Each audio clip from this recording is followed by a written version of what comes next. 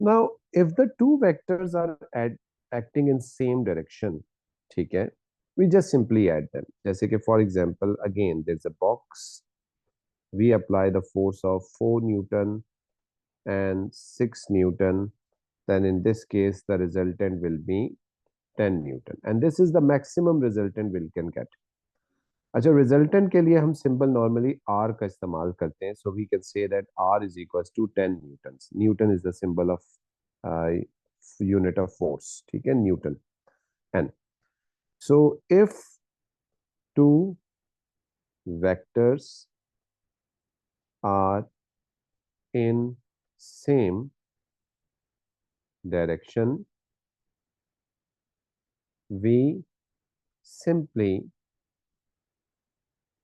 Add them. हम इनको क्या कर देते हैं, सिंपली ऐड कर देते हैं. ठीक है जी. अच्छा जी. एंड देयर resultant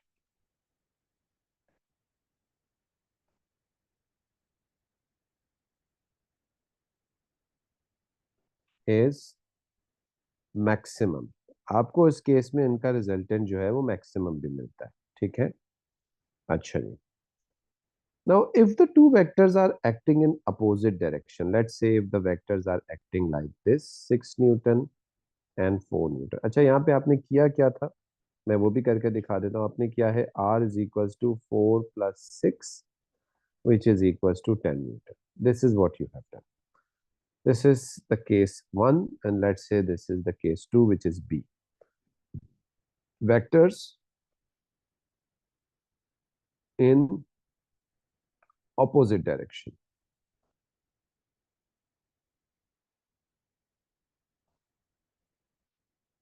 तो अगर आपके वेक्टर्स अपोजिट डायरेक्शन में हैं तो आप क्या करें, you still add them but you add them with their respective sign. आप उनको इनके रिस्पेक्टिव साइन के साथ, जो उनका रिस्पेक्टिव साइन है उसके साथ उनको ऐड करो. ये रिस्पेक्टिव साइन क्या होता है? देखिए जी, मैथ्स में हमने एक चीज पढ़ी है. मैथ्स में जब हम ग्राफ की बात करते हैं, एवरीबॉडी नोज दैट कि इस साइड पे जो, ये by the way X and Y axis होते हैं, है ना. मैथ्स में अगर हम ग्राफ की बात करें तो ये वाला होता है पॉजिटिव एक्स, ये वाला होता है नेगेटिव एक्स, ये वाला होता है पॉजिटिव वाई और ये होता है negative Y. Everybody knows that. कोई ऐसा है यहाँ पे जिसको ये बात नहीं पता कि राइट वाले एक्स को पॉजिटिव कहा जाता है, लेफ्ट वाले एक्स को नेगेटिव कहा जाता है, अपवर्ड वाले वाई को पॉजिटिव कहा जाता है और डाउनवर्ड वाले वाई को हमेशा पॉजिटिव नेगेटिव कहा जाता है. ये चीज सबको पता है? अगर नहीं पता तो याद से नोट करके रख लें. आपका जो ग्राफ का जो सिस्टम है, जिसको हम आपका कार्टेशियन कोऑर्डिनेट सिस्टम कहते हैं, वो हमारे पास इस तरीके से बेस करता है. नाउ इसका मतलब ये है कि कोई भी चीज, अच्छा एक्स जो होता है ना उसको हम हॉरिजॉन्टल कहते हैं. एक्सिस, एक्स एक्सिस जिसको आप कह सकते हो, X axis is called horizontal and Y axis is called vertical. Y axis को क्या कहता है, वर्टिकल. ठीक है. कोई चीज ऊपर नीचे जाती है, a rocket is moving vertically upward, a ball is falling vertically downward. Okay. A wheelbarrow is pushed horizontally, a car is moving on a horizontal road. तो this thing basically X axis के बारे में बात होगी, और up and down कोई चीज जा रही है तो it is talking about Y axis. Alright. Now we say that कि जब भी हमें हॉरिजॉन्टली कोई चीज राइट साइड पे मिलेगी हम उसको पॉजिटिव कहेंगे. whenever we get anything horizontally on the left side we get call it negative. यानी कि I can say that this 6 is positive 6 and this 4 is negative 4. Why positive 6? This positive sign basically represents right side and this negative sign represents left side. Whenever we are adding the vectors, हम vectors को उनकी directions के respect से add करते हैं. तो हम यहाँ पे कैसे add करेंगे? हमें जो resultant चाहिए वो resultant कैसे निकलेगा?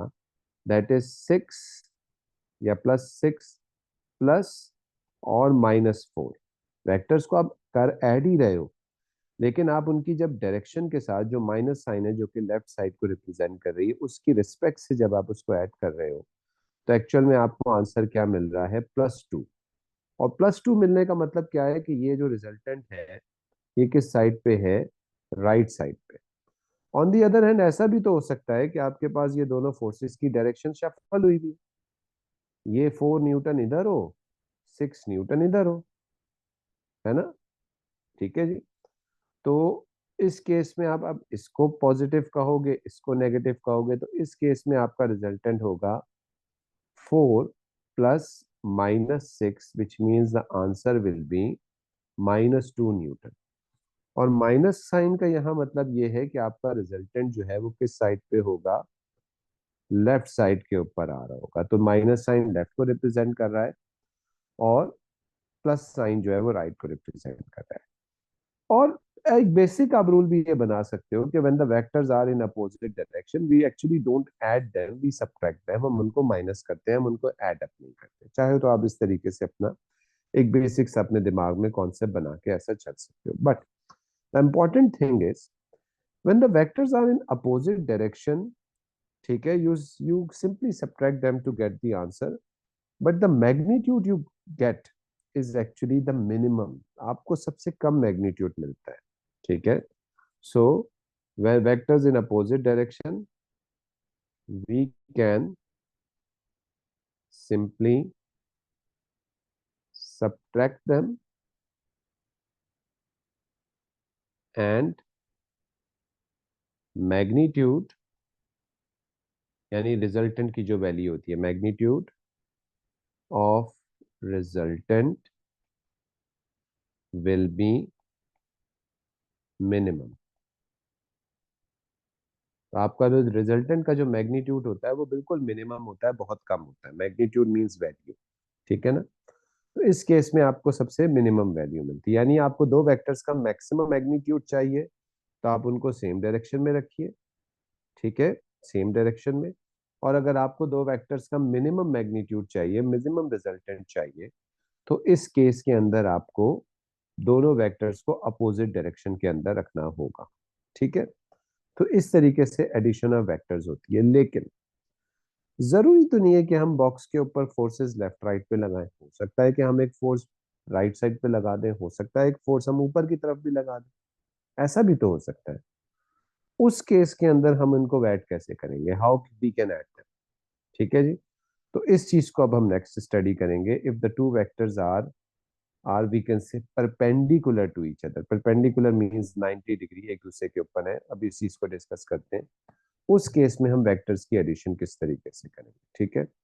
यहाँ तक सबको क्लियर है? किसी को कोई सवाल है इसमें तो पूछ लें। Absar, Aliza, Fatima, Moiza, any question up till now?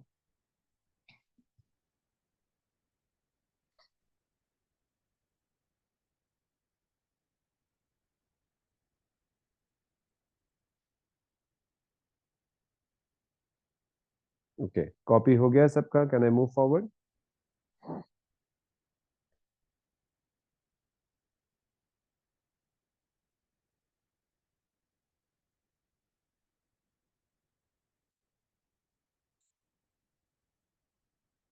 वैसे this class is also recording, तो अगर किसी को इस क्लास की रिकॉर्डिंग भी चाहिए तो वो रिकॉर्डिंग भी बाद में ले सकते हैं। ठीक है ना। अच्छा जी। Now let's move on to the third case. अब भाई जरूरी तो नहीं है कि बॉक्स पे लेफ्ट राइट पे फोर्सेस लग रही हो। आपका दिल चाह रहा है, आपने कहा जी मैं तो यू फोर्स लगाऊंगा, 6 न्यूटन और 4 newton. Now these two forces right now are perpendicular. F stand for force. Okay, F का मतलब है फोर्स। तो ये दोनों फोर्सेस जो है ये एक दूसरे के 90 डिग्री पे है, परपेंडिकुलर है। जब दो लाइंस एक दूसरे के 90 डिग्री पे ऊपर होती हैं, ठीक है, we call them the lines are perpendicular to each other. ठीक है, when lines are at 90 degree to each other, they are perpendicular to each other। तो बाय द वे यहाँ पे एक्चुअली में क्या है, vectors are perpendicular to each other. तो यहाँ पे वेक्टर्स एक दूसरे के परपेंडिकुलर। अब इस केस में इसका रिजल्टेंट कैसे बनेगा? ठीक है, तो इसके आपके पास दो तरीके हैं। ठीक है, एक टू स्केल मेथड भी होता है और एक आपके पास ट्रिग्नोमेट्री का मेथड भी होता है। Right now in your syllabus the both methods are basically acceptable. ठीक है, इससे पहले जो कैम्ब्रिज का आईजीसीएसई था उसके अंदर to scale method was only acceptable but not the trigonometry one. लेकिन अब आईजीसीएसई जो कैम्ब्रिज वाला है उसमें भी उन्होंने ट्रिग्नोमेट्री वन को भी एक्सेप्टेबल कर दिया। तो हम ट्रिग्नोमेट्री वाले की बात करते हैं। देखिए, हम जब एक वेक्टर की बात करते हैं ना, when we are talking about vector, vector को हम इस तरह रिप्रेजेंट करते हैं। ये वेक्टर की एक लाइन से रिप्रेजेंट करते हैं, उसका एक एरो बनाते हैं। बाय द वे, ये जो चीज होती है ये वेक्टर की क्या होती है? टेल होती है। और ये वेक्टर का हेड होता है। ठीक है, यानी वेक्टर की एक टेल होती है, जो बैक साइड है उसकी टेल कहते हैं। और ये जो फ्रंट साइड है जिसपे इसका एरो लगा हुआ होता है, that is called as head, उसको हम उसका हेड कहते हैं। And we can add these two vectors by a rule which is called head to tail rule. Parallelogram method भी हो सकता है। ठीक है, तो लेकिन पैरेललोग्राम अब आप लोगों के सिलेबस में नहीं है, so that's why we are not discussing that. We are going to discuss about the head to tail rule, या दूसरा तरीका आप बड़ा बेसिक सा ये कर सकते हो, वो भी मैं भी आपको बता दूंगा, उससे भी आप इसको सॉल्व कर सकते हो। ठीक है जी, दैट्स बेसिकली अनदर वे। तो हम लोग हेड टू टेल रूल के बारे में बात करते हैं। अच्छा, हेड टू टेल रूल क्या कहता है? ये दो वेक्टर्स हमने हेड करने हैं। तो हेड टू टेल ये रूल ये कह रहा है कि ड्रॉ एनी वेक्टर जो आपको पसंद हो। Let's say this, you call this vector as A, this is B. आपको जो अच्छा लग रहा है, ए अच्छा लग रहा है, बी अच्छा लग रहा है, अपनी मर्जी से बस वो उसकी डायरेक्शन में बना लो। ठीक है, अच्छा जी, कौन सा वाला अच्छा लग रहा है आपको? बनाने का दिल चाह रहा है, पहले ए बनाने का दिल चाह रहा है भाई या बी बनाने का दिल चाह रहा है? अलीजा आप बताएं। अच्छा, ए बनाने का दिल चाह रहा है, चले अब सामने पहले ही बता दिया। चले ए बना, चले भाई हमने ए बना दी। ये हमारा ए आ गया। आपने अपनी मर्जी से एक लाइन खींची, ए बना दी। अब ये आपका वेक्टर ए है, कितना है? 6 न्यूटन का है। ये उसका हेड है, ये उसकी टेल है। अब आपने क्या करना है बच्चों?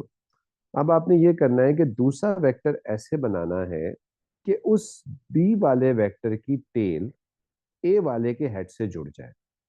Are you listening? Now you need to draw vector B in such a manner that its tail joining the head of the first vector, which means you need to draw b something like this. Agreed? ये आपका B है, उसकी ये tell है, ये ए के head से जुड़ गई, और आपको बी को आपने उसकी डायरेक्शन में बना दी, और बी है कितना? 4 न्यूटन, है ना? उसके बाद अब आप रिजल्टेंट कैसे बनाओगे? To get the resultant what you need to do, you need to join the tail of your first vector. आपका फर्स्ट वेक्टर ए है, with the head of the second vector with a straight line.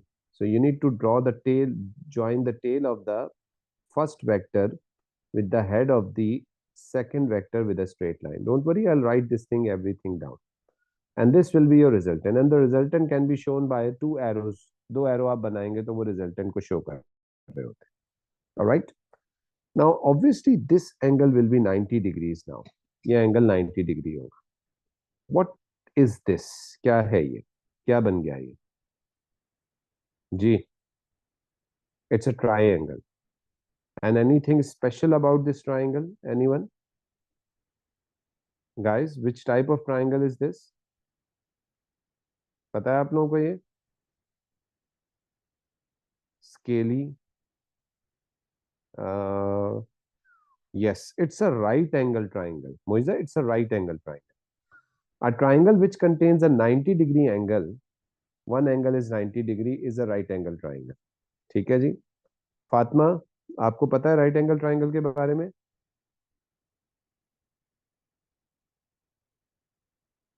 एनालिजा, what about you? Okay, अच्छा जी, मोइजा आपको भी याद आया होगा right angle triangle थोड़ा सा।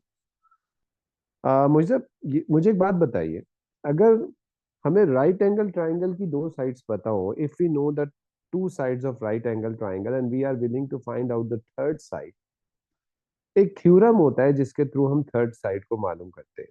Can do you know that theorem? Okay, that is known as Pythagoras theorem. एक theorem है जिसको हम कहते हैं पाइथागोरस थ्योरम। अच्छा, राइट एंगल ट्राइंगल आप लोगों को अगर पता होगा तो आप सबको पता होगा कि ये जो ये सबसे बड़ी वाली साइड होती है इसको हम कहते हैं हाइपोटेनस। ये चीज पता है आप लोगों को? Everybody know that? Absar, Aliza, Moiza, do you know that इस साइड को हाइपोटेनस कहते हैं, जो सबसे बड़ी साइड होती है?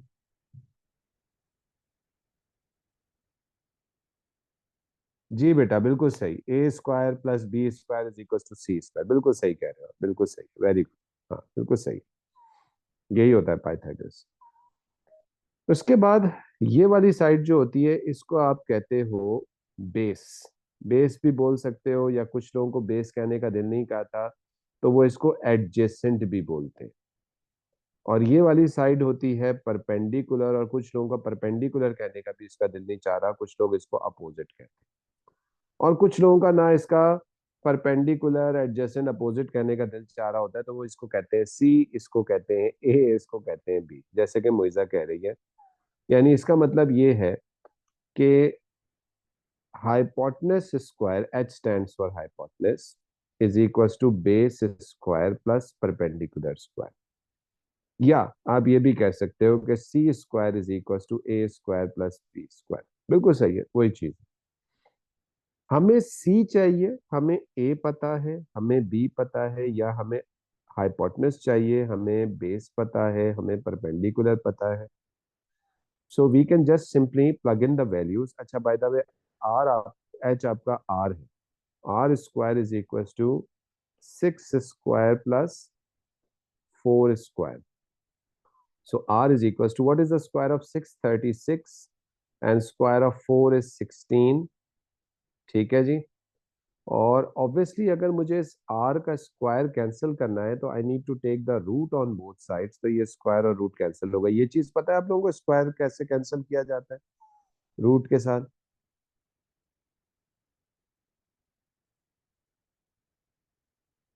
जी, Aliza, Fatima, Moiza, do you know ये स्क्वायर और रूट कैसे कैंसिल किया जाता है? ये चीज पता है आप सबको? Aliza and Fatima, I am waiting for your reply.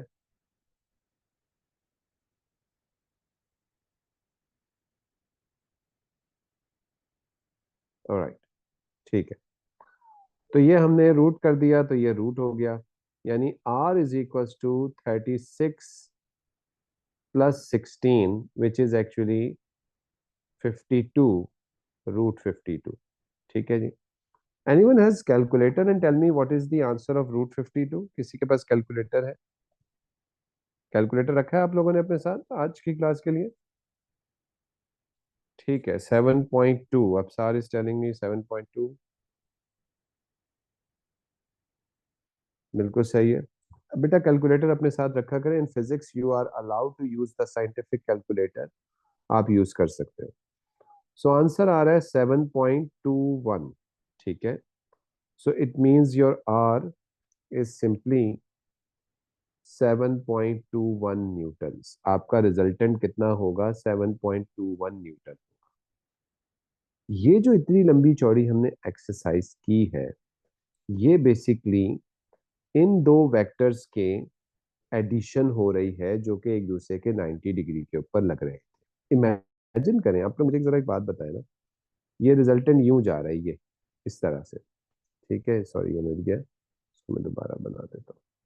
ये रिजल्टेंट कुछ यूं जा रहा है, ये इमेजिन करें आप लोगों के पास एक बॉक्स है, उस पे एक आदमी यूं फोर्स लगा रहा है, एक फोर्स इधर लगा रहा है। ये बॉक्स किस साइड पे जाएगा? क्या ये ऊपर जाएगा? क्या ये बॉक्स राइट साइड के ऊपर जाएगा, या ये बॉक्स इन बिटवीन जाएगा? जी बच्चों, in which direction this box will move?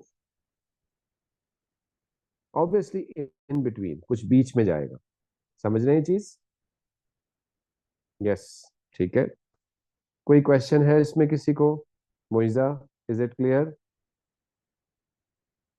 ELISA, Fatima, Absar, everything clear?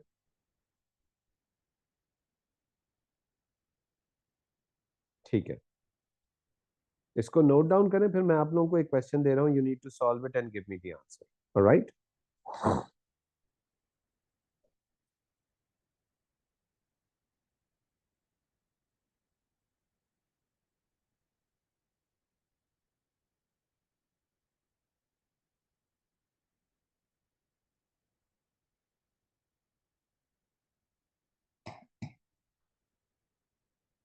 Ji, copy हो जाए तो बता दीजिएगा।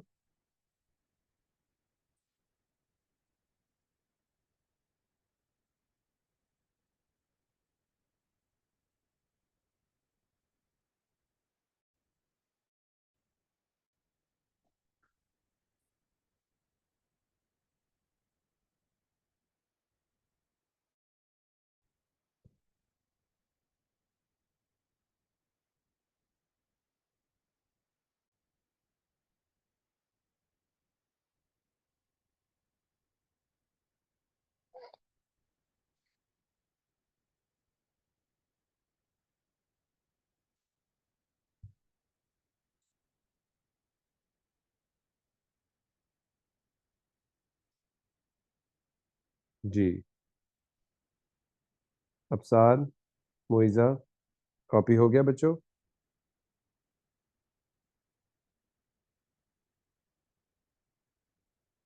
अलीजा, कॉपी हो गया?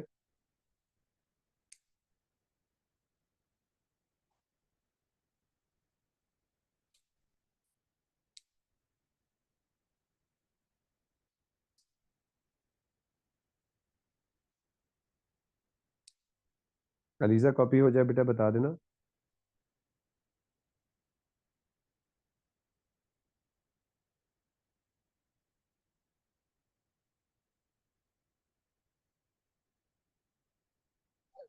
ऑलराइट, अच्छा बच्चों, नाउ अब ये जो हमने सारी कहानी पढ़ी है, देखें हम बात को अपनी स्टार्ट करते हैं। हमने कौन सी दो फोर्सेस ली थी, 4 न्यूटन एंड 6 न्यूटन, ठीक है ना?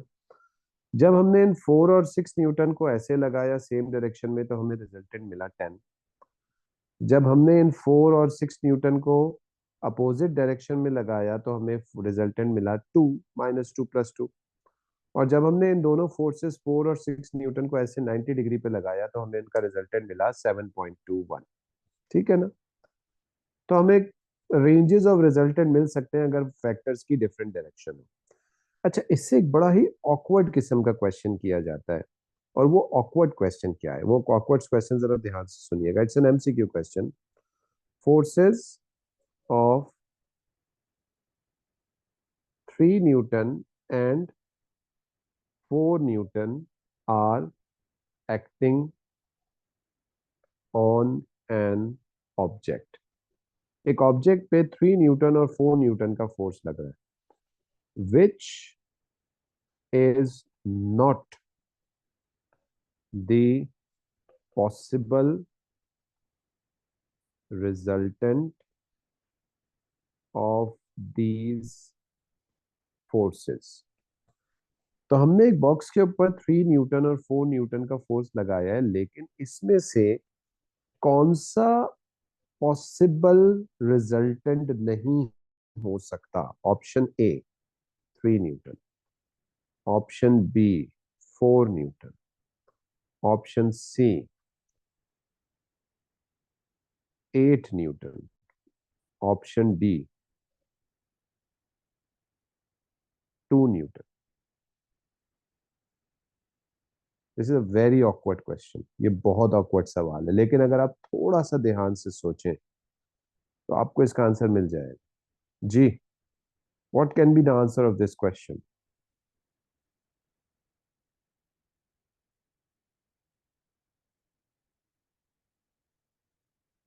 Anyone? 2 newton, okay, Fatima says 2 newton. What about other?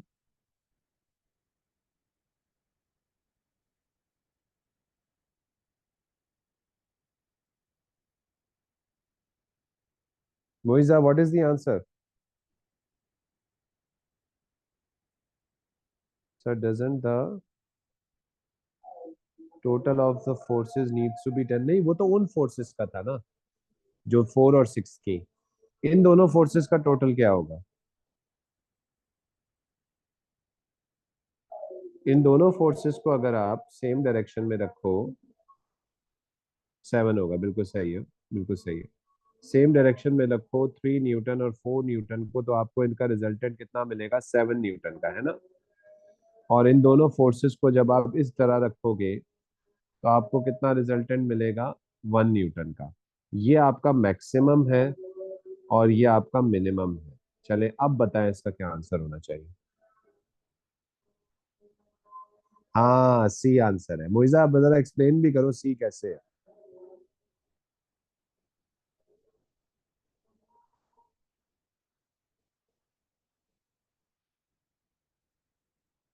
मोइजा, you can also open up your mic, okay? Yes, क्योंकि आपको मैक्सिमम जब 7 मिल सकता है तो 8 की तो कोई पॉसिबिलिटी बनती ही नहीं है। बिल्कुल सही, बिल्कुल राइट है। ठीक है बेटा, बिल्कुल सही है। एक्चुअली में ये जो दो फोर्सेस है ना, इसका रिजल्टेंट आपको मैक्सिमम कितना मिल सकता है? 7। मिनिमम कितना मिल सकता है? 1। और बाय द वे इसकी रेंज की इन बिटवीन की भी सारी वैल्यूज मिल सकती हैं bye the way, different different angles के ऊपर रख के। देखिए मैंने 90 डिग्री पे रखा था तो मैक्सिमम 10 मिला था, फिर 2 मिला था, और हमें तो 7 भी मिल गया था जब हमने इन दोनों फोर्सेस को 90 पे रखा। तो इसी तरीके से ये जो 4 न्यूटन वाली फोर्स है, इनका हमें मैक्सिमम 7 मिल सकता है और मिनिमम 1 मिल सकता है। तो 8 तो कभी पॉसिबल ही नहीं हो सकता कि 8 आपको न्यूटन किसी तरीके से मिल जाए, क्योंकि मैक्सिमम आपको 7 मिल रहा है। आई थिंक ये सबको क्लियर हुआ है, या अभी भी इस क्वेश्चन में डाउट है आप लोगों को? मुझे बताइए। अलीजा, फातिमा, आप क्लियर हुआ है ये? अफसार,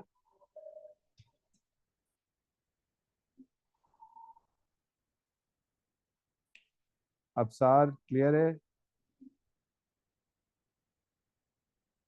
मैंने आप लोगों को पहले ही बताया था ये बहुत ऑकवर्ड सवाल है, और ये 98% बच्चे इस सवाल को गलत करके आते हैं, क्योंकि उनको समझ ही नहीं आ रहा होता है ये हो क्या रहा है, ये बात क्या कर रहा है एग्जामिनर यहाँ पे।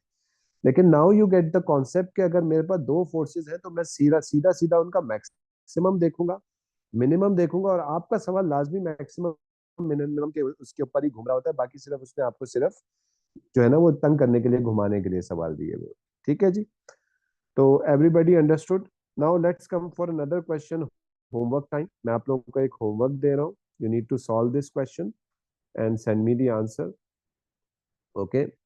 तो होमवर्क एडिशन ऑफ वेक्टर्स का है। अच्छा जी, let's have a difficult question homework. एक जरा मुश्किल सवाल करते हैं। ठीक है जी? A box is acted by 4 forces. एक बॉक्स पे 4 फोर्सेस लगे। ठीक है? जरा गौर से देखिए।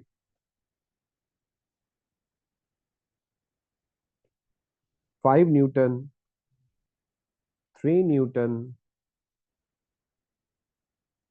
8 न्यूटन, 4 न्यूटन। ठीक है? Find resultant of these forces. तो आपको इनका रिजल्टेंट निकालना है। आपको हिंट ये है कि जो फोर्सेस पहले एक दूसरे के अपोजिट डायरेक्शन में है, पहले उनको सॉल्व आउट कर लीजिएगा। जैसे कि 5 और 3 अपोजिट डायरेक्शन में, तो आप इनको सॉल्व आउट करके इनका आंसर जो भी बनता है वो निकाल लीजिएगा। फिर अप एंड डाउन वाले हैं 8 और 4, ये भी अपोजिट डायरेक्शन में, इनको सॉल्व कर लीजिएगा। फिर आप एक न्यू डायग्राम बना लीजिएगा जिसमें सिर्फ कौन से फोर्सेस बचेंगे? हॉरिजॉन्टल वाले। ठीक है ना?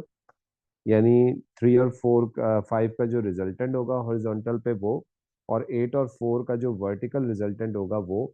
उस डायग्राम को लेके फिर आप जो है उसको आगे मजीद सॉल्व कीजिएगा, क्योंकि वो दोनों फोर्सेस 90 डिग्री के ऊपर हो। ठीक है जी? अगेन थोड़ा सा सवाल सोचने वाला है, डिफिकल्ट नहीं है, सोचने वाला सवाल है। थोड़ा सा अकल से ध्यान से कीजिएगा सवाल को। ठीक है? So this is your homework. आप लोगों ने इसका रिजल्टेंट निकालना। क्लियर है सबको? होमवर्क हो जाएगा सबका सॉल्व? जी बच्चों, ठीक है, चलें जी। Let's stop the class over here and इंशाल्लाह will have a next class on Thursday.